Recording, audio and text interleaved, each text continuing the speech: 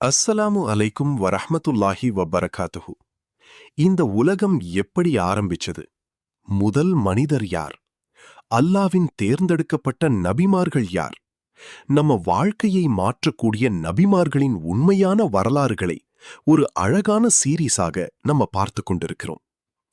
அவ்வகையில் முதல் நபி, முதல் மனிதர் ஆதம் அலைஹிஸ்ஸலாம் அவர்களின் வரலாறுடன் தொடங்கி அவர்களின் வரலாற்றை முந்தைய வீடியோவில் பார்த்தோம். இப்போது இரண்டாம் தூதர் நபி இத்ரீஸ் அலைஹிஸ்ஸலாம் அவர்களின் வரலாற்றை பார்ப்போம். மனிதர்களை நல்வழிப்படுத்த அல்லாவின் செய்திகளை சுமந்து கொண்டு பல்லாயிரக்கணக்கான நபிமார்களை ஒவ்வொரு சமுதாயத்துக்கும் அல்லாஹ் அனுப்பியிருந்தாலும் திருமறையான குர்ஆனில் 25 நபிமார்களின் பெயர்களே குறிப்பிடப்பட்டுள்ளன. அவர்களில் ஆதம் அலைஹிஸ்ஸலாம் அவர்களுக்கு அடுத்து நபி இத்ரீஸ் அலைஹிஸ்ஸலாம் அவர்களின் பெயர் வருகிறது. வேதங்களையும் தங்களுடைய மூதாதையர்களின் போதனைகளையும் வழிமுறைகளையும் நன்கு கற்று பாடம் சொல்லிக் கொடுத்தவர் என்கிற காரணத்தால் பாடம் கற்றுக் கொடுப்பவர் என்று அர்த்தம் தரும் இத்ரீஸ் என்று இவர்கள் அழைக்கப்பட்டார்கள். குர்ஆனில் 2 இடங்களில் இத்ரீஸ் அலைஹிஸ்ஸலாம் அவர்களை பற்றி கூறப்பட்டுள்ளன. நபி இத்ரீஸ் அலைஹிஸ்ஸலாம் அவர்கள் உண்மையை பேசக்கூடிய வாய்மையுள்ள நபியாக திகழ்ந்தார்கள். அதனால் அல்லாஹ் அவர்களுடைய அந்தஸ்தை உயர்த்தி மேன்மையுறச் செய்தான் என்பதை திருமறை குர்ஆன் கீழ்க்கண்டவாறு குறிப்பிடுகிறது.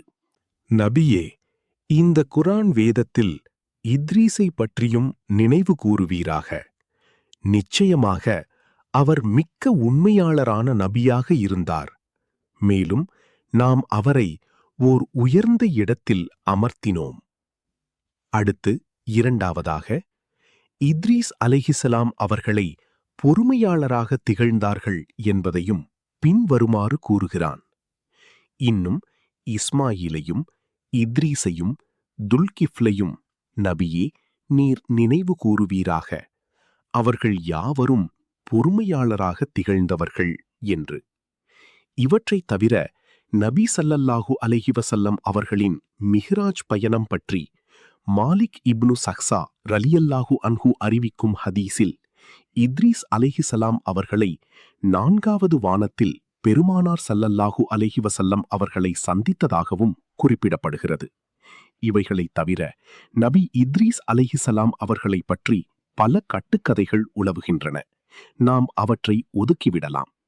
பொறுமையாளராகவும் உண்மையாளராகவும் இருப்பவர்களை அல்லாஹ் உயர்த்தி கண்ணியப்படுத்துவான் என்பதற்கு இத்ரீஸ் அலைஹிஸ்ஸலாம் அவர்களை பற்றிய திருமறை குர்ஆனின் குறிப்புகள் சான்றாக திகழ்கின்றன. இப்போது இரண்டாம் தூதர் நபி இத்ரீஸ் அலைஹிஸ்ஸலாம் அவர்களின் வரலாற்றை பார்த்தோம். சரி, இப்போ ஒரு குட்டி கொஸ்டின் கேட்கலாமா? மெஹ்ராஜ் பயணத்தின் போது நபிகள் நாயகம் இத்ரீஸ் நபியை எத்தனையாவது வானத்தில் சந்தித்தார்? ஆப்ஷன் ஏ 3வது, ஆப்ஷன் பி 2வது, ஆப்ஷன் சி 4வது, ஆப்ஷன் டி 5வது. சரியான பதில் எதுன்னு சூஸ் பண்ணி கமெண்ட்ல சொல்லுங்க. இன்ஷா அல்லாஹ். அடுத்தது மனித குலத்தின் 2ஆம் தந்தையான நபி நூஹ் அலைஹிஸ்ஸலாம் அவர்களின் வரலாற்றை பார்ப்போம். திருமறை குர்ஆனில் வரிசைப்படுத்தப்பட்ட நபிமார்களின் வரலாறுகளை காணும்போது ஆதம் அலைஹிஸ்ஸலாம் அவர்கள் முதலாவதாகவும் இத்ரீஸ் அலைஹிஸ்ஸலாம் 2ஆவதாகவும் குறிப்பிடப்பட்டதற்கு பிறகு 3ஆவதாக குறிப்பிடப்படும் வரலாறு நபி நூஹ் அலைஹிஸ்ஸலாம் அவர்களுடையதாகும். நபி நூஹ் அலைஹிஸ்ஸலாம் அவர்களுடைய பெயர் பைபிளில் நோவா என்று குறிப்பிடப்படுகிறது. ஆதம் அலைஹிஸ்ஸலாம் அவர்களுக்கும் நபி நூஹ் அலைஹிஸ்ஸலாம் அவர்களுக்கும் இடையே 10 நூற்றாண்டுகள், அதாவது 1000 ஆண்டுகள் கால இடைவெளி இருந்ததாகவும் அப்போது வாழ்ந்த மக்கள் முஸ்லிம்களாகவே வாழ்ந்ததாகவும் அனஸ் ரதியல்லாஹு அன்ஹு அவர்கள் அறிவிக்கும் நபிமொழி புகாரியில் பதிவு செய்யப்பட்டுள்ளது. நபி நூஹ் அலைஹிஸ்ஸலாம் அவர்கள் காலத்தில் வாழ்ந்த மக்களுக்கு நீண்ட ஆயுள் கொடுக்கப்பட்டிருந்தது. அந்த வகையில் நபி நூஹ் அலைஹிஸ்ஸலாம் அவர்களுக்கும் நீண்ட காலம் ஆயுள் கொடுக்கப்பட்டு இருந்தது. நபி நூஹ் அலைஹிசலாம் அவர்கள் எத்தனை வயதில் நபியாக ஆக்கப்பட்டார்கள் என்பதில் அறிஞர்கள் கருத்து மாறுபாடு கொண்டு இருந்தாலும் 480 வயதில் என்று இப்னு அப்பாஸ் ரதியல்லாஹு அன்ஹு அவர்கள் கூறியுள்ளார்கள். மனித குலத்தின் இரண்டாம் தந்தை நபி நூஹ் அலைஹிசலாம் அவர்கள் மனித குலத்தின் இரண்டாம் தந்தை என்று வரலாற்று ஆசிரியர்களால் அழைக்கப்படுகிறார்கள். நாம் ஏற்கனவே பார்த்தது போல மனித குலத்தின் முதல் தந்தை ஆதம் அலைஹிசலாம் ஆவார்கள். நபி நூஹ் அலைஹிசலாம் அவர்கள் இரண்டாம் தந்தை என்று அழைக்கப்பட காரணம் என்னவென்றால், நபி நூஹ் அலைஹிசலாம் அவர்களை விசுவாசித்து அவர்கள் சொன்ன அல்லாஹ்வின் கட்டளையை ஏற்று நபி நூஹ் அலைஹிசலாம் அவர்களை பின்தொடராத மக்கள் யாவரும் அல்லாஹ்வால் அனுப்பப்பட்ட பெரும் வெள்ளப்பிரளயத்தில் மாண்டு மறைந்து போனார்கள். நபி நூஹ் அலைஹிசலாம் அவர்களை விசுவாசித்து அவர்கள் காட்டிய கப்பலில் ஏறிக்கொண்ட மக்களும் அவர்களுடன் ஒவ்வொரு உயிரினத்திலிருந்தும் ஒரு ஜோடி மட்டுமே உயிர் காப்பாற்றப்பட்டார்கள்.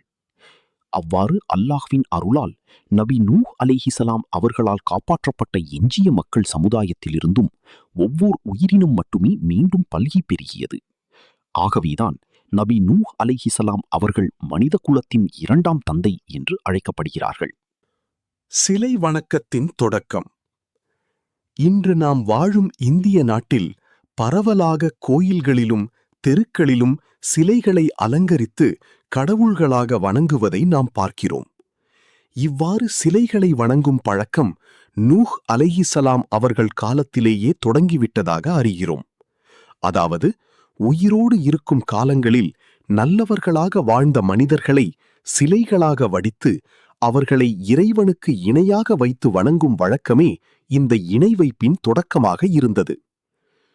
நூஹ் அலைஹிசலாம் அவர்களுடைய சமூகத்தினர் தங்களுக்கு முன் வாழ்ந்த சில நல்லவர்களின் சிலைகளை இறைவனாக நினைத்து வழிபட ஆரம்பித்தனர்.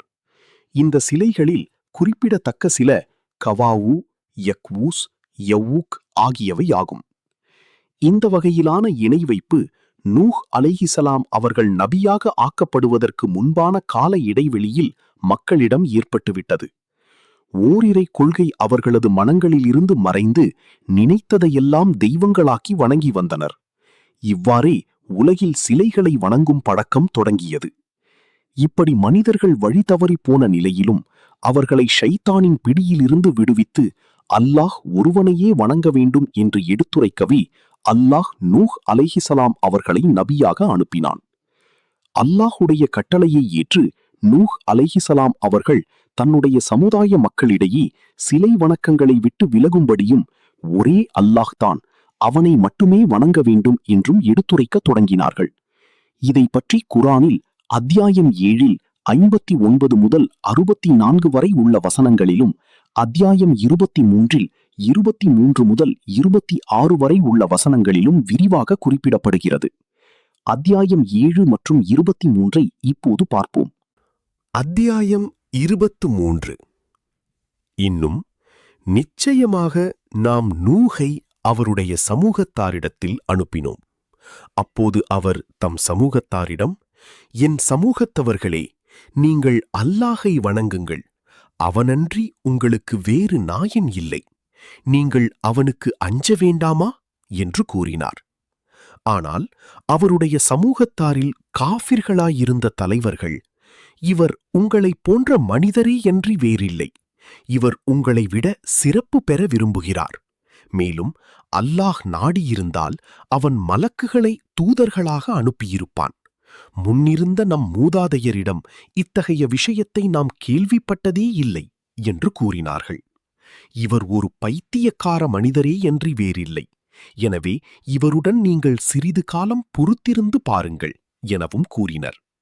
என் இறைவா, இவர்கள் என்னை பொய்ப்பிப்பதின் காரணமாக நீ எனக்கு உதவி புரிவாயாக என்று கூறினார். அத்தியாயம் 7. நிச்சயமாக நாம் நூஹை அவருடைய கூட்டத்தாரிடம் அனுப்பி வைத்தோம். அவர் தம் கூட்டத்தாரிடம், என் கூட்டத்தாரே, அல்லாஹ்வையே வணங்குங்கள். உங்களுக்கு அவனன்றி வேறு நாயன் இல்லை. நிச்சயமாக நான் உங்களுக்கு வர இருக்கும் மகத்தான ஒரு நாளின் வேதனை பற்றி அஞ்சுகிறேன் என்று கூறினார். அவருடைய கூட்டத்தாரிலுள்ள தலைவர்கள், மெய்யாகவே நாங்கள் உம்மை பகிரங்கமான வழிகேட்டில்தான் திடமாக பார்க்கிறோம் என்று கூறினார்கள். அதற்கு நூஹு, என் கூட்டத்தார்களே, என்னிடம் எந்த வழிகேடும் இல்லை. மாறாக அகிலங்களின் இறைவனாகிய அல்லாஹ்வின் தூதனாகவே நான் இருக்கின்றேன் என்று கூறினார். நான் என் இறைவனுடைய தூதையே உங்களுக்கு எடுத்துக் கூறி உங்களுக்கு நற்போதனையும் செய்கின்றேன். மேலும் நீங்கள் அறியாதவற்றை அல்லாஹ்விடமிருந்து நான் அறிகிறேன் என்றும் கூறினார். உங்களை எச்சரிப்பதற்காகவும் நீங்கள் அஞ்சி நடப்பதற்காகவும் உங்களுக்கு அருள் புரியப்பட வேண்டும் என்பதற்காகவும் உங்களைச் சேர்ந்த ஒரு மனிதர் மீது உங்கள் இறைவனிடமிருந்து நற்போதனை உங்களுக்கு வருவதைப் பற்றி நீங்கள் ஆச்சரியப்படுகிறீர்களா? அப்போதும் அவரை பொய்யரெனவே கூறினர். எனவே நாம் அவரையும் அவருடன் இருந்தவர்களையும் கப்பலில் ஏற்றி காப்பாற்றினோம். இன்னும் நம் வசனங்களை பொய்யெனக் கூறியவர்களை பிரளயத்தில் மூழ்கடித்தோம். நிச்சயமாக அவர்கள் உண்மை காண முடியா குருட்டு கூட்டத்தாராகவே இருந்தனர். மனித குலத்தின் இரண்டாம் தந்தையான நபி நூஹ் அலைஹிஸ்ஸலாம் அவர்களின் வரலாற்றை பார்த்துக் கொண்டிருக்கிறோம். இதன் தொடர்ச்சியை அடுத்த வீடியோவில் பார்க்கலாம். தொடரும். அஸ்ஸலாமு அலைக்கும் வரஹ்மத்துல்லாஹி வபரகாத்துஹு. சரி, இப்போ ஒரு குட்டி கொஸ்டின் கேட்கலாமா? நபி நூஹ் அலைஹிஸ்ஸலாம் அவர்கள் எத்தனையாவது வயதில் நபியாக ஆக்கப்பட்டார்கள் என்று இப்னு அப்பாஸ் ரலியல்லாஹு அன்ஹு அவர்கள் கூறியுள்ளார்கள். Option A 420, option B 440, option C 500, option D 480. சரியான பதில் எதுன்னு சூஸ் பண்ணி கமெண்ட்ல சொல்லுங்க. இன்ஷா அல்லாஹ்.